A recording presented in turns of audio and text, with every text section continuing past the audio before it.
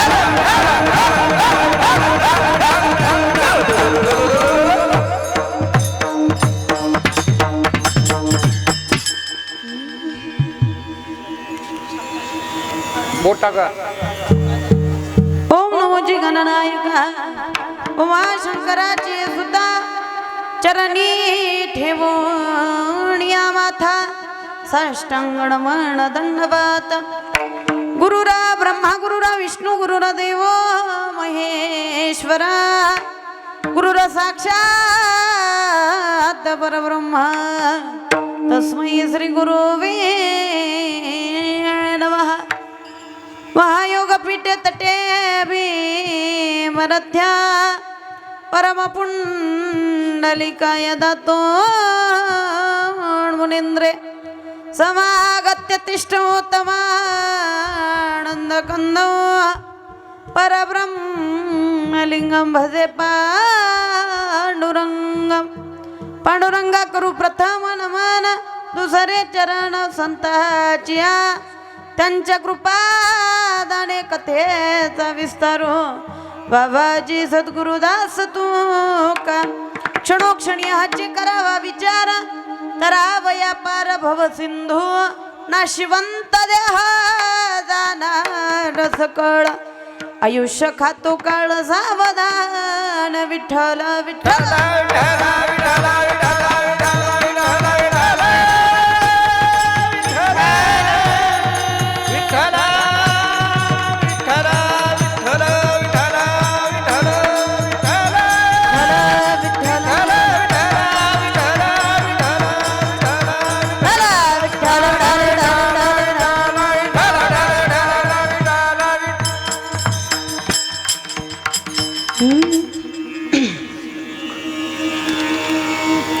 क्षणोक्षणाची करावा विचार तरावया पार भव सिंधू नाशिवंत देह जाणार सकळ आयुष्य खातो काळ सावधान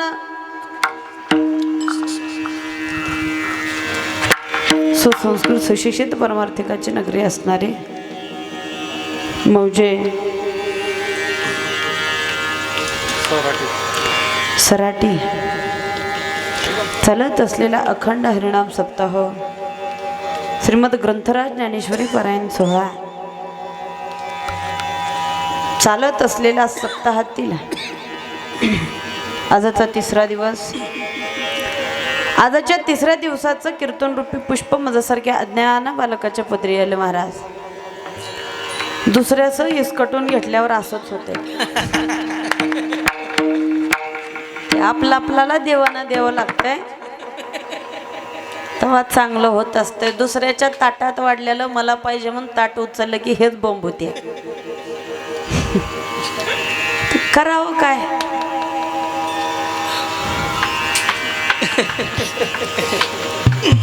काही म्हणता येईना जसं निघालो तसं लागला बिचारा आता ह्याला काही थांबे म्हणायला येईना थांबलं सांगितलं तर काय ऐकायचं बी नाही ऐकल का काय का होईना मावशा झोपलेल्या डोळ्या पुसत आल्या इथं बसल्या इथं येऊन काही जण डोळे पुसलाल त्या मी म्हणलं कशा काही ना तर बरं आल्या तर काय का होईना कारण की निसर्गाच्या पुढं जगाच्या पाठीवर कुणालाही जाता येत कुणीच जाऊ शकला नाही महाराज काही करू शकत नाही ते आधीच म्हणतात बघा हौस न केला तुमच्याकडे आहे काय मन आहे का हा तशीच गत झालती माझी नाही नाही नाही म्हणलं तरी सुद्धा आणि किती सांगितलं मागची पुढची तारीख घ्या म्हणून मलाही बरं मी सांगितलं मागचे शिल्लक नाही पुढच्याही शिल्लक नाही आहेच आजची ते बी आजची हा कशी कराय ना पण यांना बे उघडला बरं उशीर करून उघडला बिचारा पंचकृषीतून जमलेली भजनी मंडळी सगळा असणारा आमचा मित्रपरिवार माझ्यावरती नितांत एका सख्या बहिणीप्रमाणे प्रेम करणारे आमचे सगळे भजनी मंडळी महाराज तेवढ्या लांबून इथंपर्यंत येण्याचं कारणच एका फक्त प्रेमापोटी आहे आज इथंपर्यंत येणं म्हणजे दुसरं काहीच नाही काय तिथून इथंपर्यंत यायचं म्हणजे थोडं जवळ गाव नाही कमीत कमी 4 घंट्याचा 4 तासाचा प्रवास आहे इथंपर्यंत येण्याचा पण देवानं एक घालून दिलेला माणसाविषयी एक फक्त माणसाच्या जवळ एक करुणा एक प्रेम एक माया असणारी देवानं माणसालाच तेवढी दिली आहे की माईच्या एकाच गर्भातून आल्याच्या नंतरच कधी नातं जुडत नाही तर जगाच्या पाठीवर असंही एक वारकरी संप्रदायामध्ये नातं आहे की हा वारकरी संप्रदायातले कुठलीच लोक एकदा ओळख झाली की आयुष्यभर कधी विसरत नाही महाराज असा हा वारकरी संप्रदाय आहे आणि पूर्ण तुळजापूर तालुका असेल, सर्व असणारी ही भजनी मंडळी पूर्ण अख्ख्या या असणाऱ्या परिसरात फिरतात. आणि या सगळ्यांच्या प्रेमापोटी आमच्या पाटलांच्या नितांत एका लेकराप्रमाणे असणारा आमच्यावरती जे असणारा त्यांचा भाव आहे. तुम्हा सर्व असणारे गावकरी मंडळ असतील, भजनी मंडळ असेल, हे लहान लहान चिमुकले उभं टाकलेत. मला वाटलं एवढे आता मोठे 10 साडे 10 वाजले, आता माझ्याकडं जास्तीत जास्त 15 मिनिटाचाच वेळ उरला असेल कीर्तन संपवायला. हा, कसं आहे आकाश महाराज?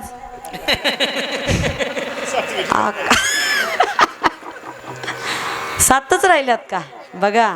आणि हे 7 बी आभार मानण्यातच जातात. हे सगळं लहान मंडळ आहे. कुठले इथे? कानेगावचे वैभव महाराजांच्या संस्थेतले. वा, लेकरांसाठी एकदा टाळ्या वाजवा बरं बसलेले. भरपूर संस्था आहेत, नाहीत असं नाही आता, पण त्या संस्थेतील विद्यार्थ्यांना नेमकं उभं टाकायचं कसं, नेमकं महाराज कसं आहे म्हणतायत, काय काय करायचं आहे, आपण इथं आलो कशाला, अनेक संस्थेवरच्या लेकरांना हेच माहिती नाही. आई वडील एखाद्याच्या संस्थेवरती संस्कार चांगले होण्यासाठी संस्थेवरती ठेवायला लागलेत, खरी गोष्ट आहे. पण संस्थेवर ठेवल्याच्या नंतर आपलं लेकरू काय करते, काय शिकतंय, नेमकं त्याला संस्कार चांगले लागतायत का लेकरू वाईट मार्गाला चांगलं, हेच आम्हाला घरी बसून कळत नाही. हे येतं कळतं. आणि खरंच या लेकरांचं कौतुक करावं तेवढं थोडं आहे बरं. वायफळ कुठलाच असणारा पाऊल नाही. वायफळ कुठंच कुणाला एकोणमेकाशी असणारे थट्टा मस्करी, एकोणमेकाला बोलणं, आहा काहीच नाही.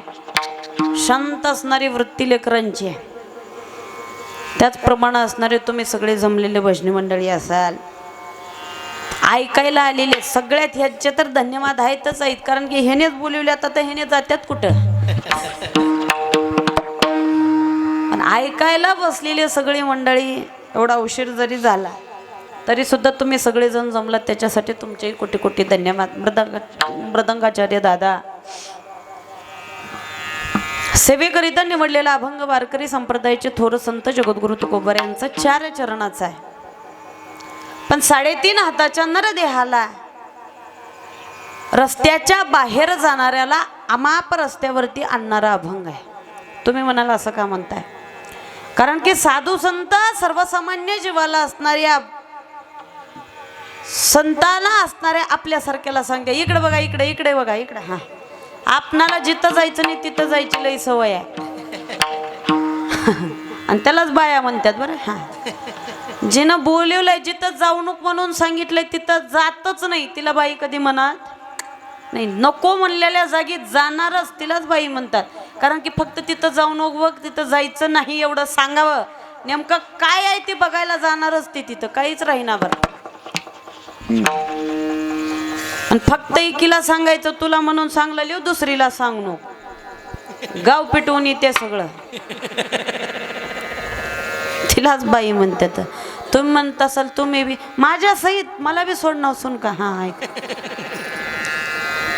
आता एवढे हार गळ्यात गाठलते. एक तर खरं वारकरी संप्रदायाचा एक नियम आहे, एक जेवढे हार घातलेत की नाही तेवढे कीर्तन होईपर्यंत गळ्यात ठेवावं लागतं. आणि तेवढे गळ्यात ठेवल्यावर बोलायला येईल का? हे तुमचं माझ्यावरचं प्रेम आहे बरं. काय करावं, पावसानं सगळंच बट्ट्याबोळ केलंय आज. पण काय का होईना जमलात, आलात, बसलात. मी सांगितलं त्यावेळेला, वातावरण जमत नसेल, सगळं होत असेल तर असू द्या. पण नाही म्हणले. कीर्तनकार गावात येऊन तसंच जाणं काही चांगलं वाटत नाही. पण सगळे नियोजन करण्याचं तर त्यांचे तर सगळ्यांचे कोटी कोटी धन्यवादच पळणाऱ्यांचे. पण केलेल्या आतरलेल्या चटयावरती बसायला कुणी नसल्यावर महाराजांना कीर्तन कुणाला सांगावं? महादेवाला का? हा, ऐकायला कुणीतरी पाहिजे की नाही? मग तसं मागच्या साधू संतांनी सांगून गेले, पण ऐकणाऱ्यांनी ऐकलं का? ऐकलं का? होय, साधू संत 450 वर्षापूर्वी आमचे जगद्गुरु तुकोबरे बोलून गेले. 750 वर्षापूर्वी माऊली सांगतात. साधू संतांनी भरपूर सांगितलंय, पण हे ऐकणारी लोक ऐकले का? खरं सांगा बरं, ऐकले? ऐकले नाही की नाही? हे जर ऐकले असते तर आता सप्ते करायची गरज लागली नसती.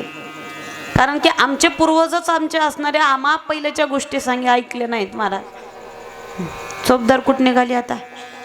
हा, चोपदाराचा 4 वाजता फोन निघालाव का म्हणून. आतापर्यंत 10 वर्षाच्या काळात मला कधीच कुठलाच चोपदार गटला नाही फोन लावून विचारायचा. पहिला चोपदार भेटला मला. कारण की कुठलाच चोपदार विचारणार येऊला लाव का, कुठं वर आला. आमचे मालक म्हणले कोण आहे? मी ते म्हणले मला चोपदार फोन लावलेत म्हणून. कोण आहेत म्हणून विचारल्याच्या नंतर त्याने सांगितले म्हणून मी तिथला चोपदार आहे.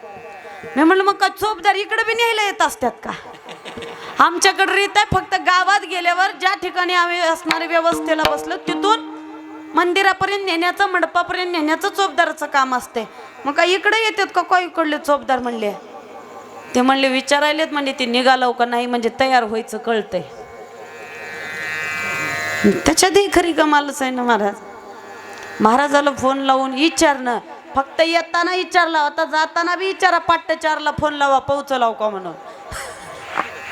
हा लावता तुम्ही जाजोपर्यंत लावचाल.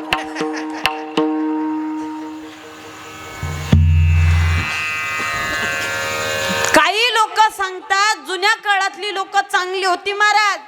जुन्या काळातल्या लोकांनी असणाऱ्या साधू संतांनी लोकांना सांगितलं जुन्या काळातली लोक सुद्धा चांगली होती.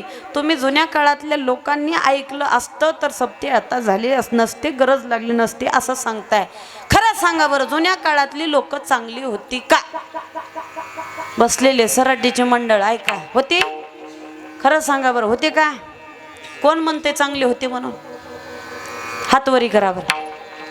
नाही चांगले होते का कसे होते सांगते. चांगले होते की एक ऐका दादा, पहिल्याच्या काळातले जर लोक चांगले असते तर 22 वर्षाच्या ज्ञानोबरायला समाधी घ्यायला भाग पडले नसते.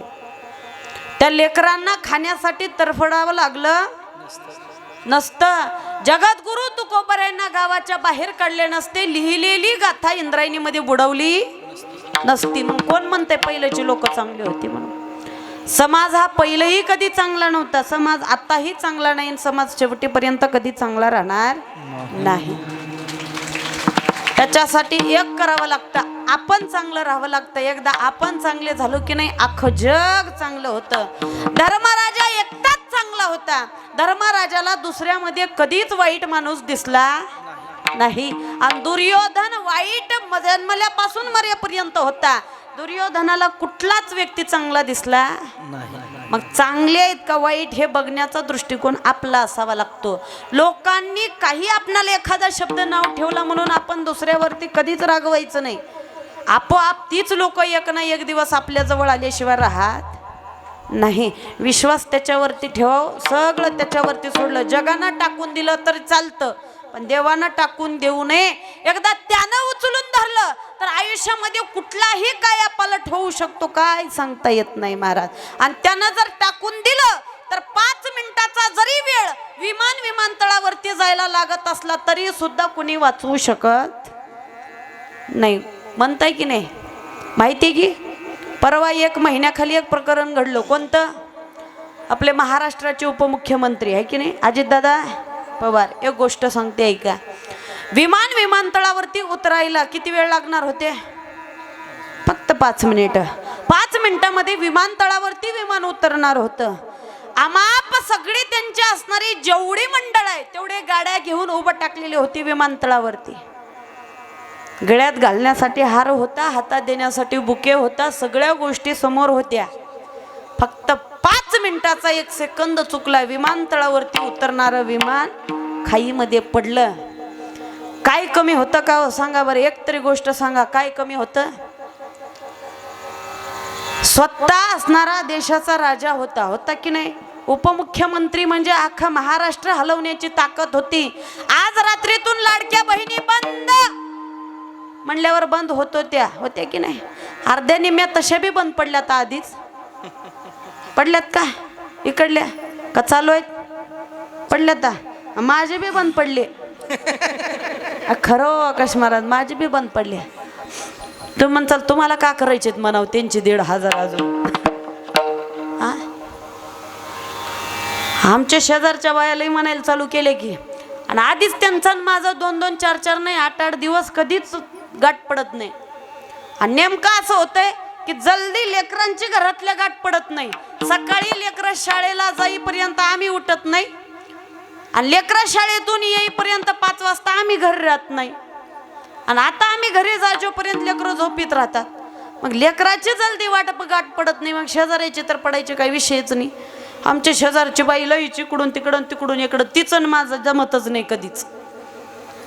असं कधी कुठले प्रत्येक गावात प्रत्येक गल्लीत असं एक गिराईक राहतंय बरं. आणि त्या गिरायकाला एकच ना फक्त तिला माझ्याविषयी ती आमच्या सासूबाईला सांगत राहते, बघा म्हणली कशी रात्रच्याला 2-3 वाजता येणार, आरामशीर 10 वाजेपर्यंत झोपणार, तुम्ही सगळी कामं करणार, लेकराचा डबा करून देणार, सगळं काम तुम्ही करायचं. म्हणले काहीच काम करत नाही, स्वयंपाक करत नाही, हे करत नाही, ते करत नाही.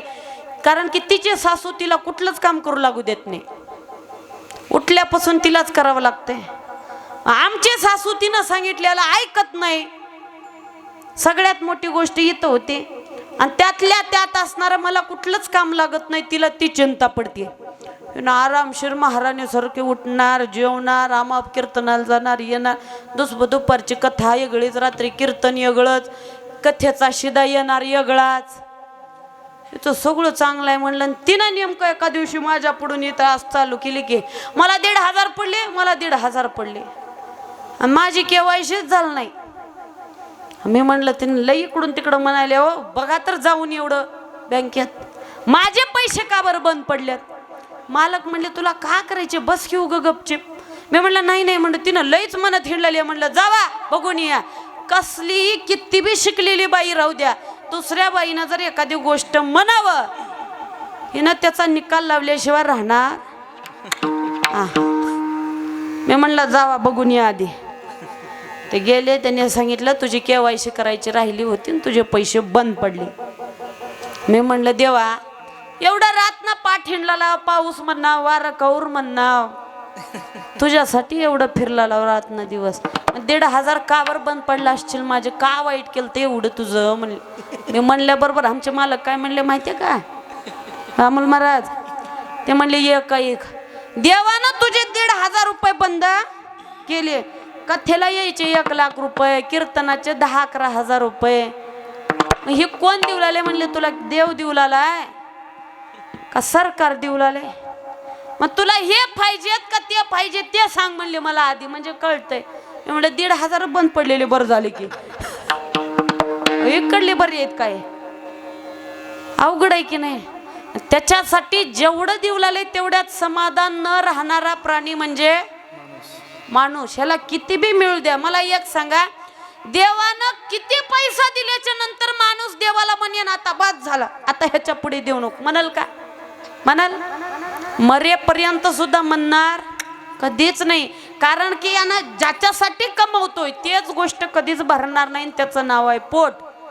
कारण की हे पोट जगाच्या पाठीवर जन्मल्यापासून भरायला सुरुवात केलोय, सरणावर झोपेपर्यंत भरण्याचा प्रयत्न करू पण कधीच भरणार नाही. साधू संत सुद्धा सांगतात, जगद्गुरु तुकोबरे स्वतः देवाला म्हणतात काय, कैसे केले देवराया देवराया, कैसे केले देवराया देवराया, कैसे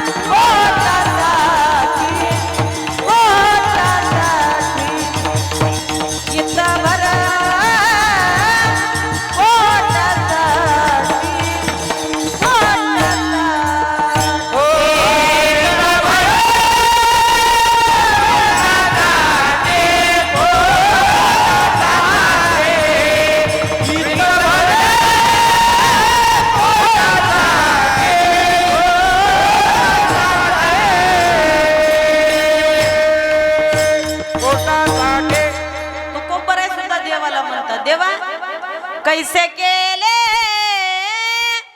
देवराया देवराया, अवघी माया लावून ठेवली कुणासाठी? इतभर पोटासाठी, पोटासाठी इतबरच पोट आहे, पण या 3.5 हाताच्या देहाला सुधरू देतं का हो आयुष्यभर? कधीच नाही. ल्यावे खावे बरे असावे सदैव, ल्यावे खावे बरे असावे सदैव, ल्यावे खावे बरे असावे सदैव, ल्यावे खावे बरे असावे सदैव, ल्यावे खावे बरे असावे सदैव, असावे सदैव, ल्यावे खावे बरे असावे असावे सदैव, हेच करी हावा संसारी, हेच करी हावा संसारी, ल्यावे खावे बरे असावे सदैव, ल्यावे खावे बरे असावे सदैव, ल्यावे खावे बरे असावे सदैव,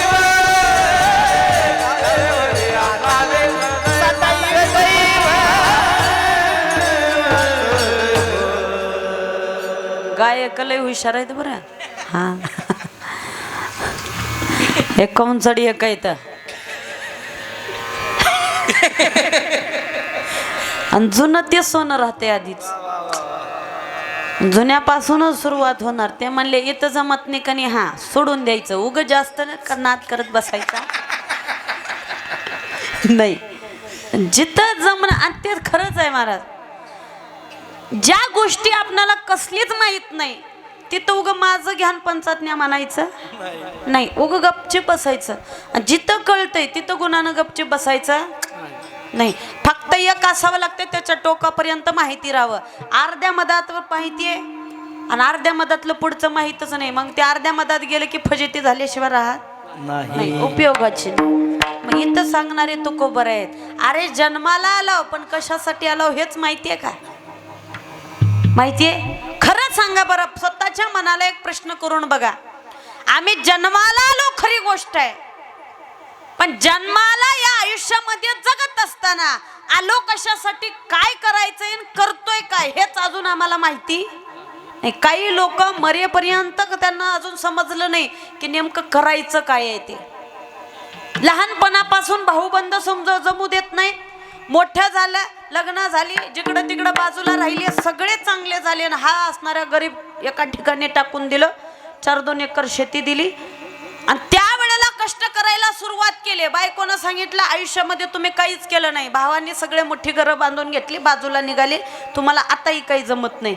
कष्ट करण्यात आयुष्य गेलं. लेकरं लहानाची मोठी झाली, लेकरं सांगायला गेली, सगळे मोठे झाले, आमच्या बापाला काही कळालं नाही, काही आयुष्यात केलं नाही.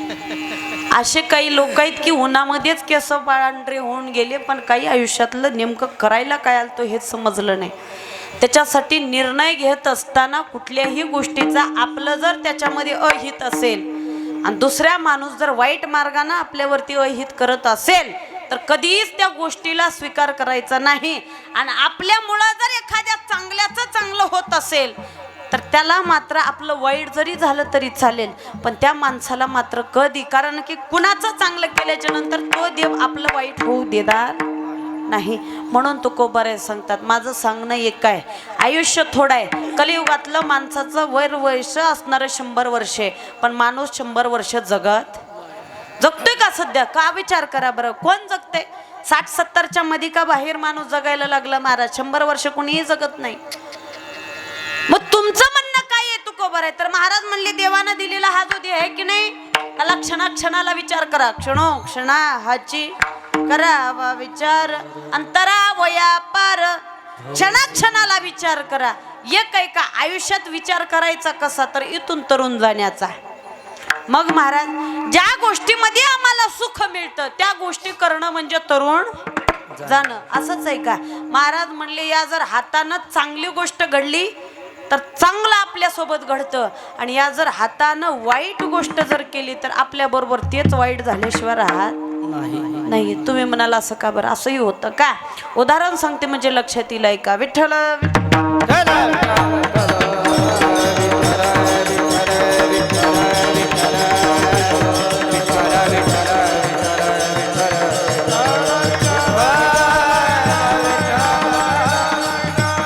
एका गावात एका पोराचं नवीन नवीन लग्न झालं. लग्न तुमच्याकडे बोलायलात काय? हा, पोरावाचे नाही पण पूर्वावाचे.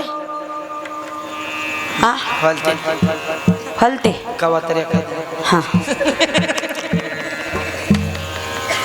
कवा तरी एखादं हलतय काय?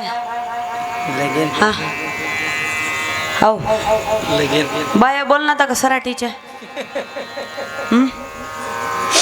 बोल ना. हा बोलतो की.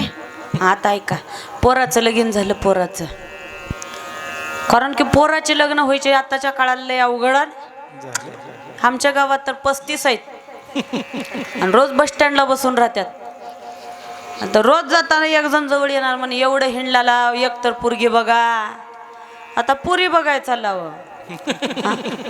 कीर्तनाला गेलेलं जागी कीर्तन करावं का पुरगी आहे म्हणे थोडकं थिंडाव. अवघडच आहे की. आणि ते बी कमीचे नाहीत, 35च्या पुढचे आहेत सगळे. अजून 5 वर्ष झाले की उगं भगवं धारण करून हिंडायचं काम आहे. कारण की पुन्हा कुणाचा बाप कुठलीच पोरगी देणार नाही. अवघड परिस्थितीत महाराज, एवढे अवघड झाले आताच्या काळाला की कधी काय होईल काही सांगता येणार. चांगल्या पोरांना कुठेही जा, पोरगी नाही तसं नाही. आमच्या पंडितच्या 2 सुरिकी जमल्या आज इथं मी आल्यापासून. तुम्ही म्हणाला असं का बरं? खरं जेव पर्यंतच म्हणले आमचा जावाई करून घेता. आता सुरिकता जमले बघा बाबा. कारण की चांगल्याला कुठेही कुणी तयार आहे, पण वाईटामुळं चांगल्या मुलांना सुद्धा ताप आला बरं. फक्त आपली संगत चांगली राहावी लागते. पोराला भजन नाका येईना, टाळ वाजवायला नाका येईना, फक्त गंध लावायचं आणि जन पकवाज वाजवतंय, जन गायन म्हणते करते की नाही त्याची संगत करायची एकदा. त्यानं म्हणतात त्याच्या संग राहते तेव्हा पोरगा यांना नाका चांगलं राहीना. पण संगतीचा परिणाम एवढा चांगला असावा लागतो. संगत चांगल्याची केली की चांगल्याच्या ठिकाणी राहता येतं. कारण की चंदनाच्या बाजूला जर बोर असेल तर त्या बोरीला सुद्धा चंदनाचा सुवास लागतो म्हणे. एवढी ताकद चंदनाच्या वासात आहे.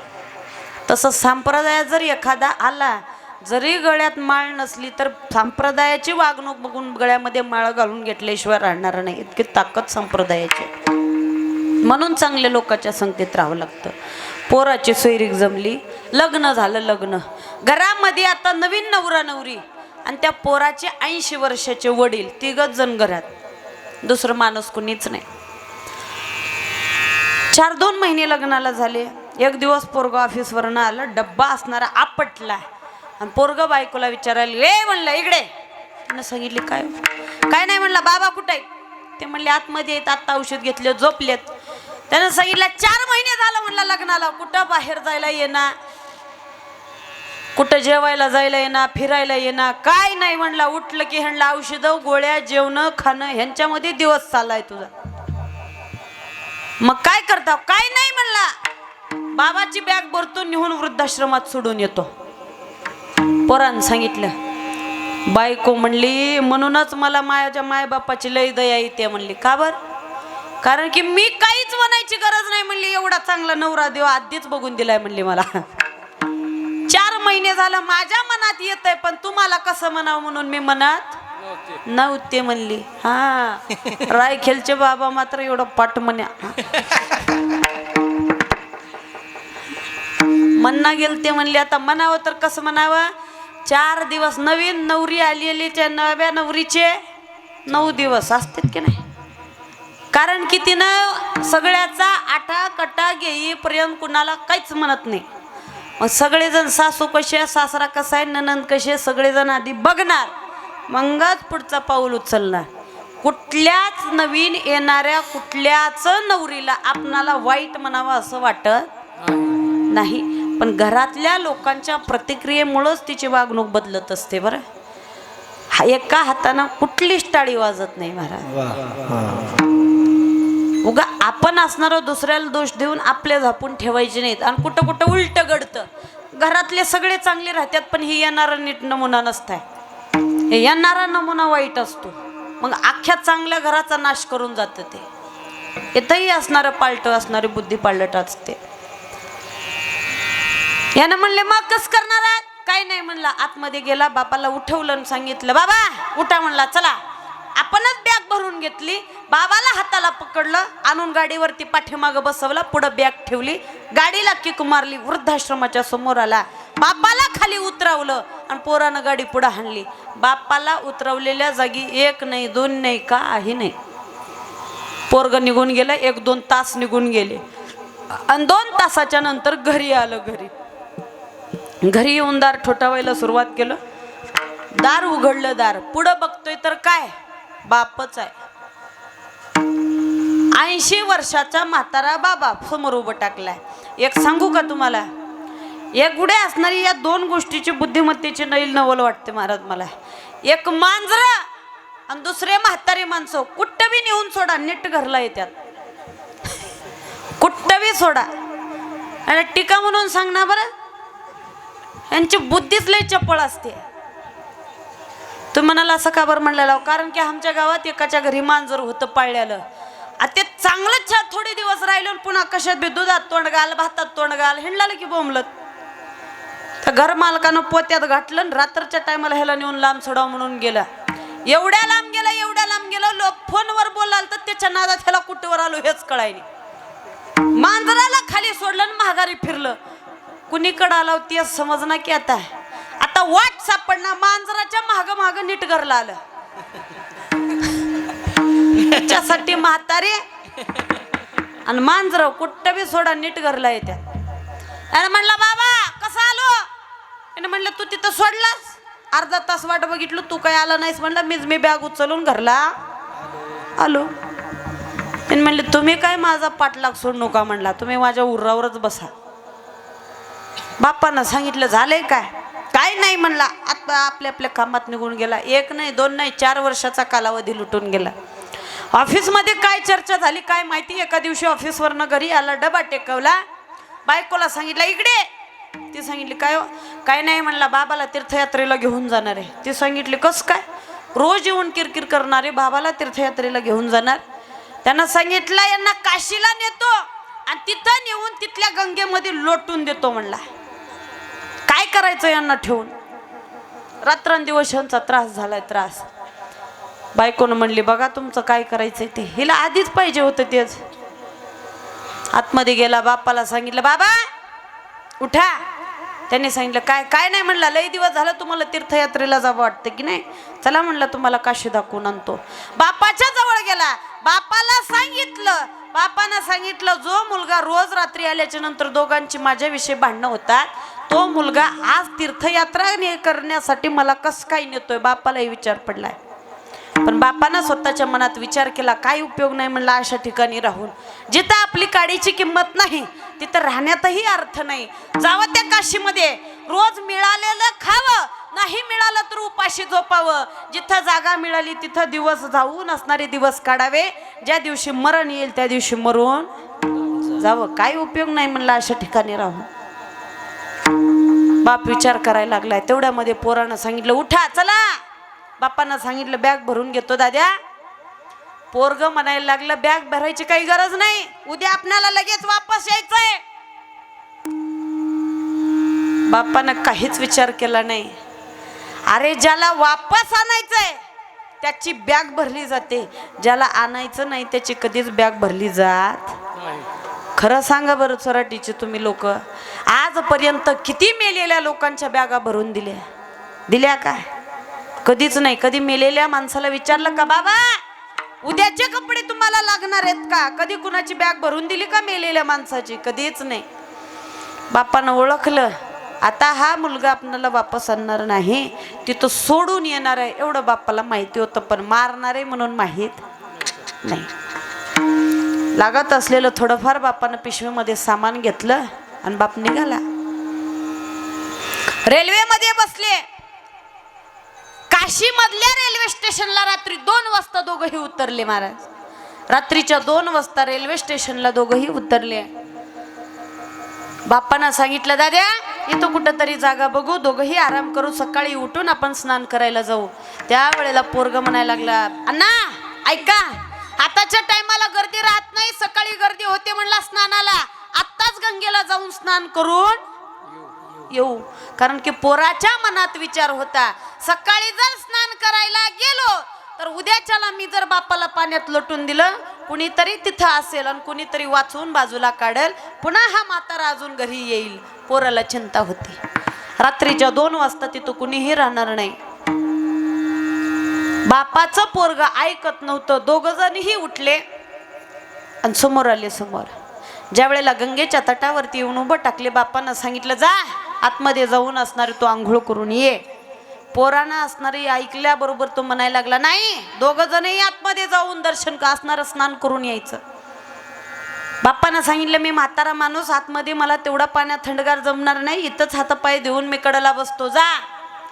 पोरग म्हणला, असणार ज्या तीर्थक्षेत्रावरती आपण स्नान करायला गेलोय की नाही, धर्मशास्त्राचा असा नियम आहे, नाभी इतक्या पाण्यामध्ये गेल्याशिवाय त्या स्नानाचं पुण्य मिळत नाही. धर्मशास्त्रातला नियम आहे. पण धर्मशास्त्राच्या नियमाप्रमाणे जर आपण वागायला सुरुवात केलो तर चंद्रभागेमध्ये आपल्याला कुठं कुठं वाळूसाठी खड्डे पाडलेत हे माहिती नाही. त्याच्यासाठी जिथं पाणी आहे तिथंच आंघोळ करून बाजूला निघायचं, नाहीतर गचाट्यात अडकावं. हा, पोरग ऐकत नव्हतं. बापानं सांगितलं जा, तरी सुद्धा पोरग ऐकायला तयार नाही. मग त्या वेळेला पोरग म्हणायला, मी तुमच्या सोबत आहे म्हणलं, एवढी का चिंता करताय? त्या वेळेला असणारा बाप मनातल्या मनात म्हणायला लागला, तू आहेस म्हणूनच चिंता आहे म्हणला, तू नसतास तर चिंता राहिली नसती. तरी सुद्धा पोरानं बापाला सोडलं नाही. हाताला पकडलं, आतमध्ये गेले, कमरे इतक्या पाण्यात आले, तरी सुद्धा पोरग सोडत नाही. बापानं सांगितलं, इथं आंघोळ करू नाही म्हणला, पुढं चला. गळ्या इतक्या पाण्यामध्ये दोघंही आले आणि समोर बापाला धरलं आणि पोरानं ढकलून देणार. एवढ्यामध्ये 80 वर्षाच्या म्हाताऱ्यामध्ये कुठलं बळ आलं काय माहिती, दोन्हीच्या दोन्ही पोराचे खोबे घट्ट पकडले.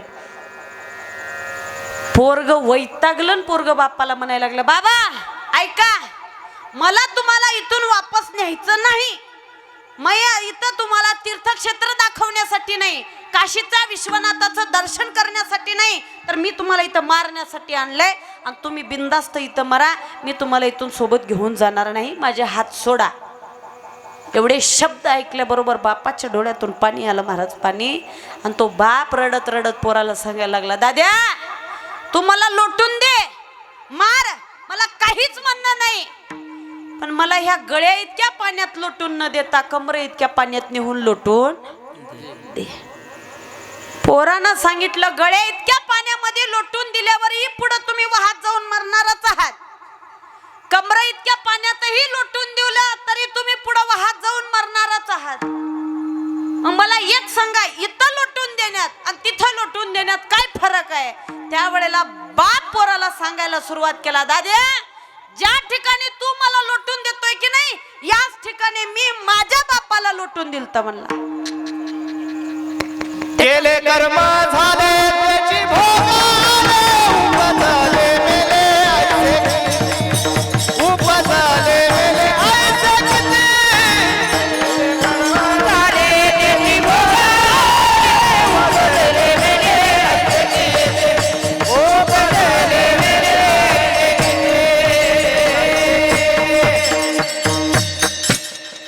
हातानं केलेलं पहिलंच कर्म पुन्हा पुढे येऊन उभं टाकलं.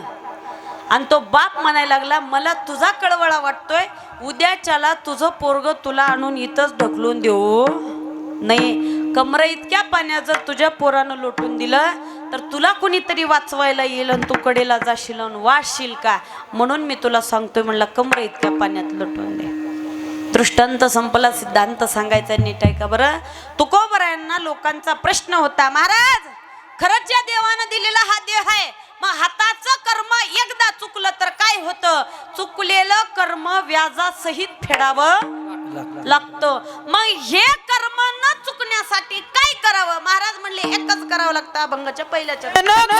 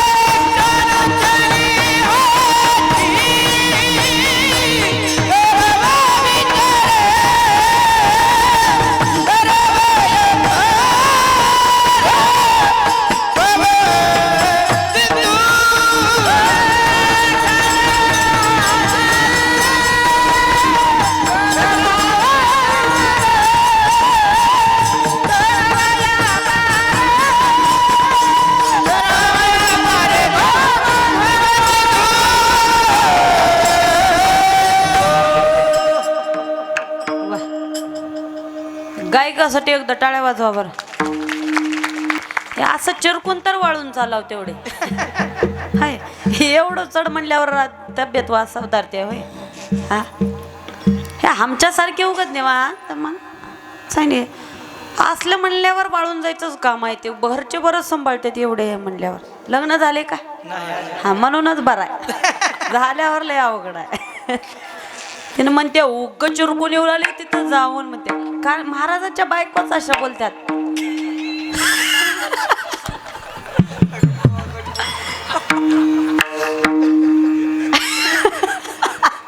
आकाश महाराजाची इथं आल्यात वाटतात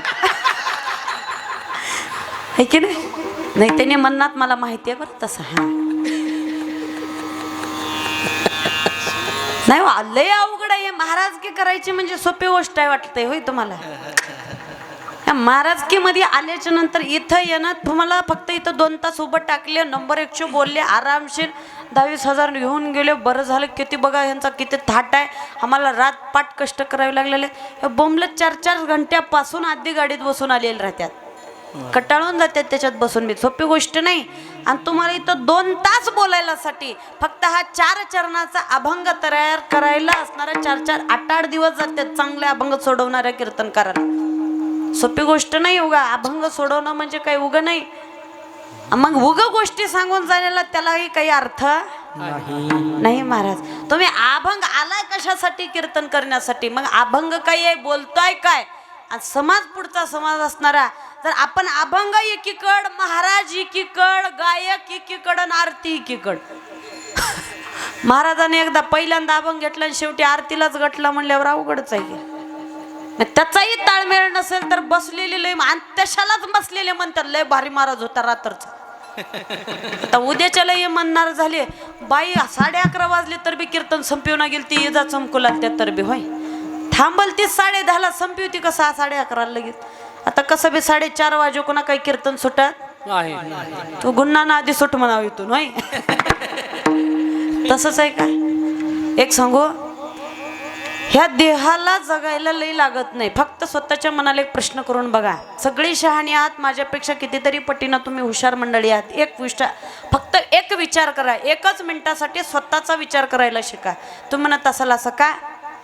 अरे देवानं देह दिलाय खरं आहे, आम्ही जगतोय आमच्या घरातल्यासाठी, रात्रंदिवस काबाड कष्ट करतोय, रात्रंदिवस एवढी आमची तळमळ सुरुवात आहे, बरोबर आहे.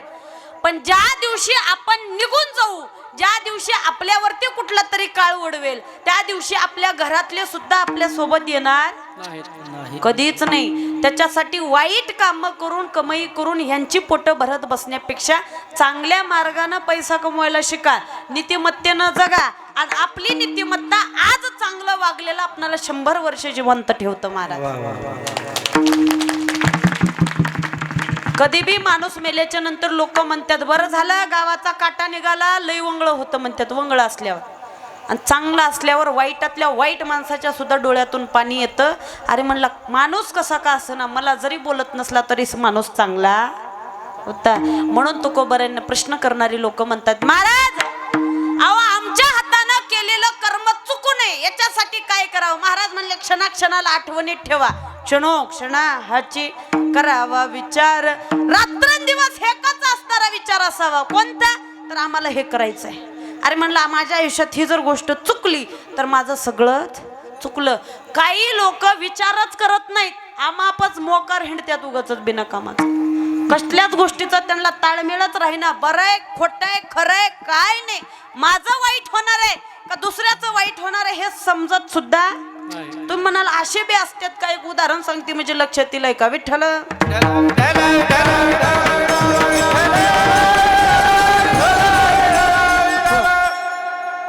एका घरी, आता ह्या पहिल्या दृष्टांतात सासरा होता, ह्याच दृष्टांतात सासू होती. सासू दोघा नवरा बायकोन एक सासू घरी.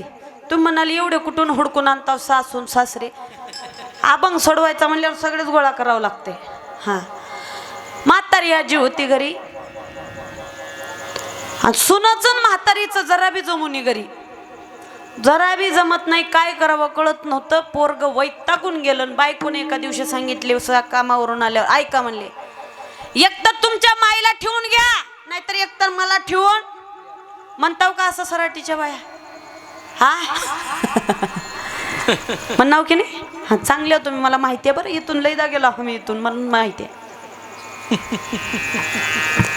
इथं यायचा आज योग आलता पण आला बी असा आला. का करावं, त्याच्यात बी लाईट गेली. पहिल्यांदा आल्या आल्या तर आकाश भया म्हणले आमची आई, आलो तर आलो बरं पाऊस घेऊनच आलो म्हणे. त्याच्यात तर खरी कमाल आहे. उग कोण बी जाते, सगळ्याला घेऊन जाण्यात बी अर्थ आहे की. दोघीचं जमत नव्हतं. आता बायकोचं ऐकावं लागतं की नाही?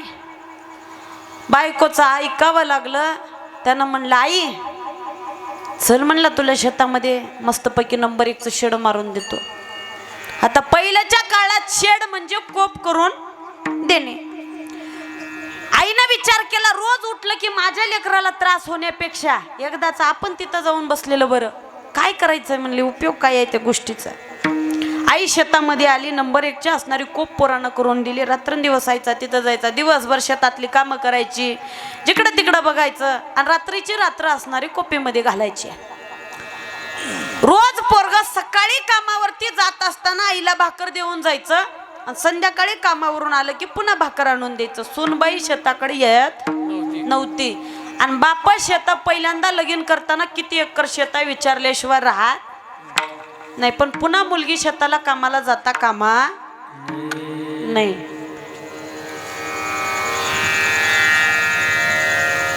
चालू झालं का काय? हा त्याचं बी भेच वाटलं बघा कसं राहते. आलं तर बी तुम्ही भिजता पण उठून जाईना का नाही? हा तुझं थांब म्हणा. हा मला कशाला थांबिलोयस म्हणा तुझ्या बरोबर होय, तुला पाकिट घेऊन जायचं असेल होय.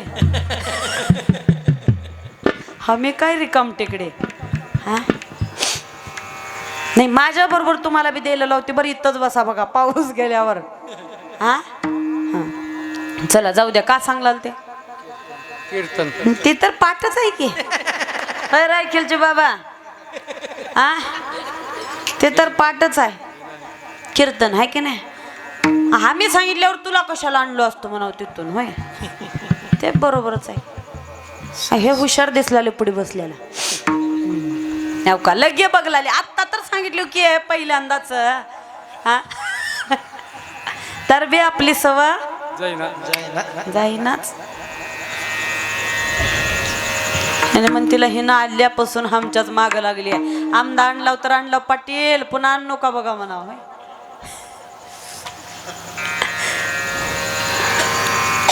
रोजचा दिनक्रम यांचा चालू झाला. 4-5 वर्ष निघून गेली. आता शेतात राहिलेल्या सासूला सकाळी 2 भाकरी आणि संध्याकाळी 2 भाकरी द्यायच्या सुद्धा सुनाच्या जीवावर आल्या. एका दिवशी मालकाला सांगितले, मालक ऐका, रोज उठलं की तुमच्या माईला भाकरी द्यावं लागतं, रोज उठलं की स्वयंपाक करून द्यावा, कुठं मला जायला येईना, लेकरावात बाळात मला काही होईना. म्हणली कस करावं. त्याने म्हणलं का करू. काही नाही म्हणली, आता संध्याकाळी कसं बे भाकरी घेऊन चालला हो. गेल्यावर तुमची आई जर झोपलेली असेल की नाही उगो कुपीला पिटवून या म्हणली घरला. पोरानं म्हणलं आता असं करावं. ते म्हणले काय करणार, शेवटी काही पर्याय नाही. पोरानं होकार दिला. आलं पोरग शेताकडं. किती बी केलं तर मुलगा होता, त्याला काही वाईट काम करावं वाटेल का, वाटणार नाही. महाराज शेतात आलं. शेतात आणि नेमकं शेतात आलं, पण बायकोनं सांगितलेलं होतं चुकवताही येत नाही, काय करावं कळत नव्हतं.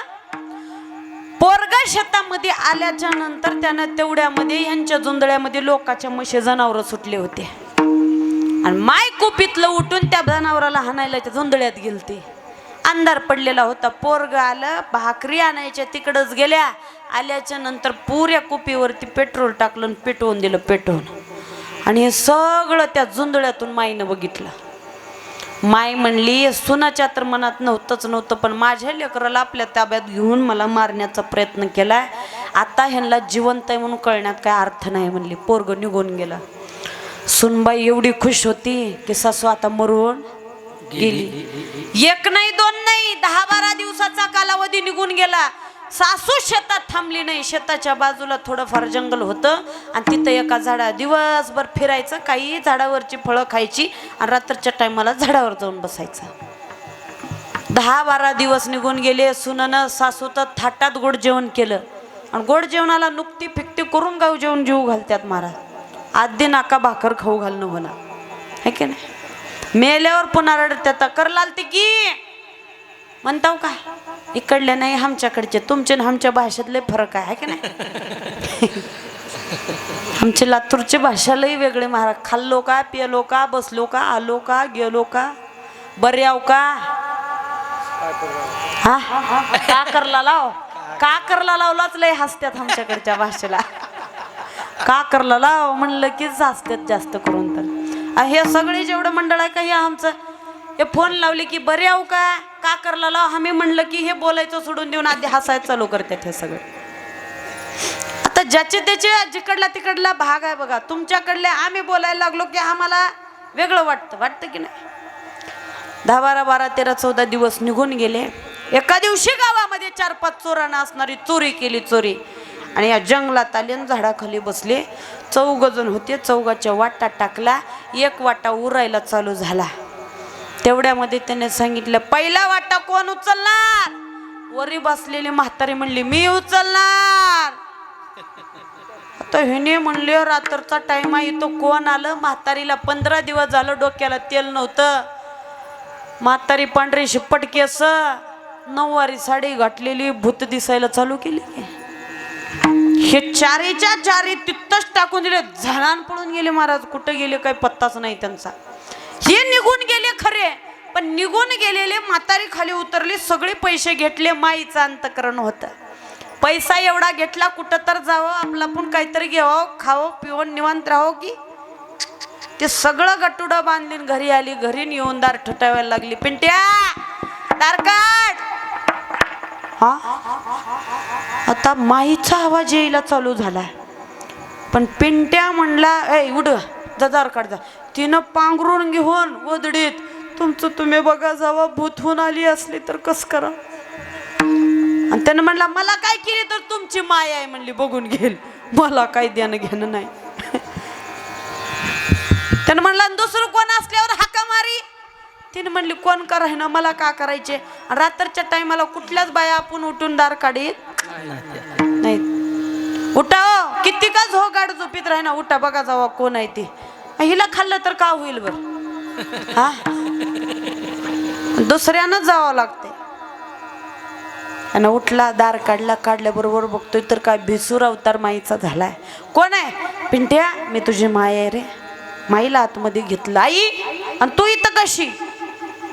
तेवढ्यामध्ये सुनबाई असणारी उठाव की बाहेर येऊ की. तिने म्हणली हो बाग म्हणली हो पैसे किती आहेत. जेव्हा पैसे म्हणून सांगितले की नाही पटमण्या वाकळ काढून आधी दंटन उडी मारून पुढे येऊन बसली. आता बाई कुठे गेलतो. म्हणली पिंट्या म्हणली आई तू जेव्हा कोपीला जाळ लावलास की नाही त्यावेळेला त्या जाळ विजला आणि त्याचा धूर असा निघाला. म्हणली त्या धुराधुरानं स्वर्गात गेले. म्हणली मी स्वर्गात गेले. मग काय नाही म्हणली. तिथं गेल्यावर मला असणार बकळ चांगले 10-12 दिवस माझी सोय चांगली झाली. पण तिथं हिचे माय आणि बाबा गटले. म्हणली मला हिच्या डोळ्यातून धारा चालू झाल्या लगेच.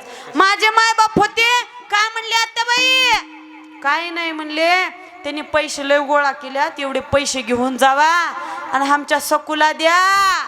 इथल्या नाही बरं हा आमच्या तळेगावात सकुला नेऊन द्या. चांगलं राहावा म्हणावं. बरी आहे का म्हणून विचारला ती माय मला. म्हणले मग तुम्ही कसं आलो. तसंच आले म्हणली. 10-12 दिवस राहिले.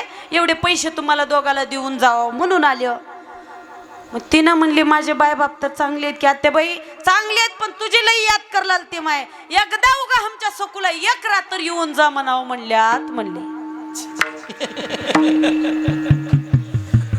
तिनं म्हणली एक रात्र जायचे जाते. म्हणली लई दिवस झालं माय बापाला भेटून व जाऊन येते जरा.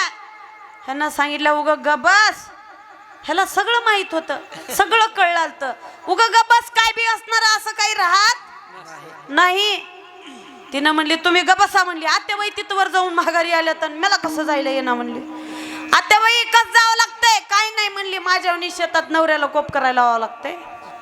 आपण मध्ये बसावं लागतंय फुकून द्यायला सांगावं लागते म्हणली.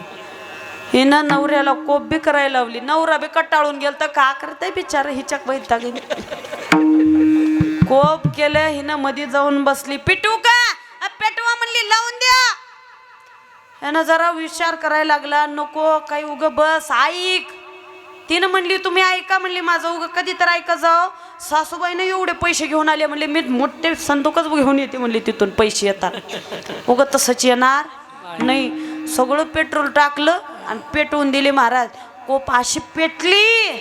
तिनं जे धुरान वर गेली. अजून काय महागारी आली नाही. कधी येईल पुढच्या सप्त्यापर्यंत. हा हाय का 2-4 वर्ष होजूक नाही येईल काय.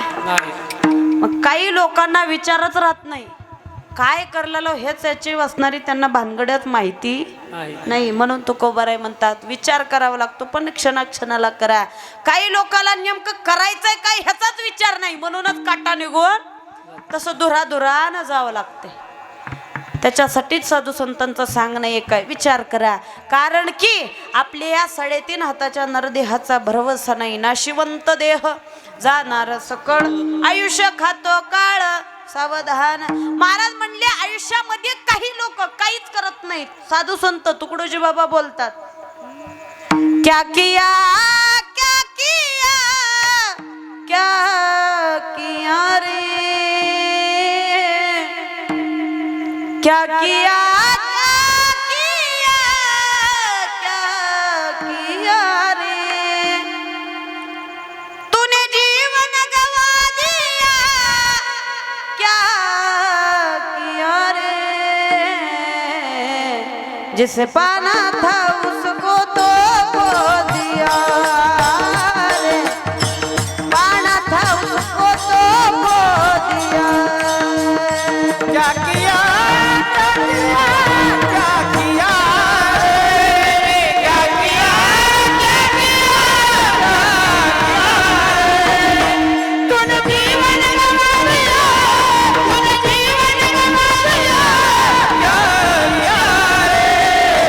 जिसे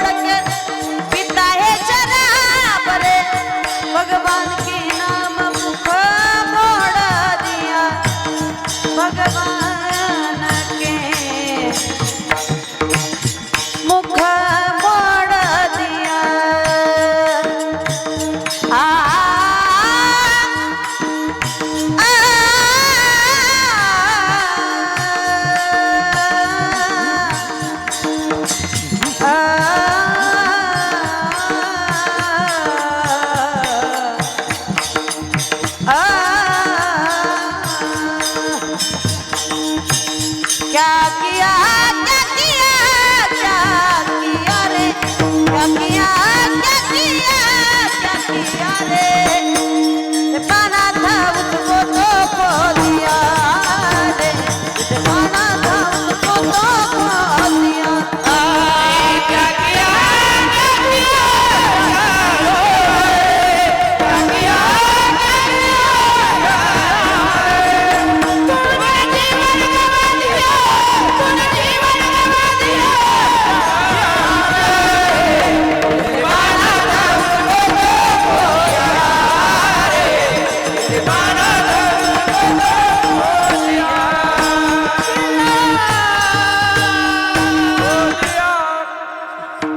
कारण की आयुष्यात काय करायचं हेच अजून आम्हाला पत्ते लागले नाहीत अशी अवस्था आहे.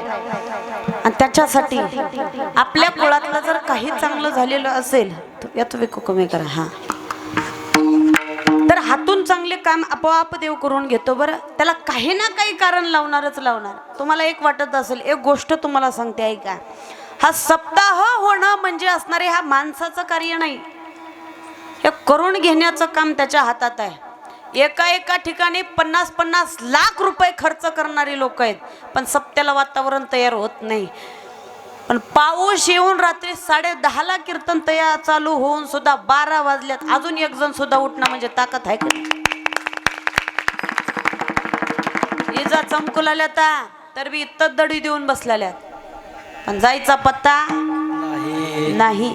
त्याची ताकद असावी लागते, करणाऱ्याच्या शुद्ध अंतःकरणामधला भाव असावा लागतो.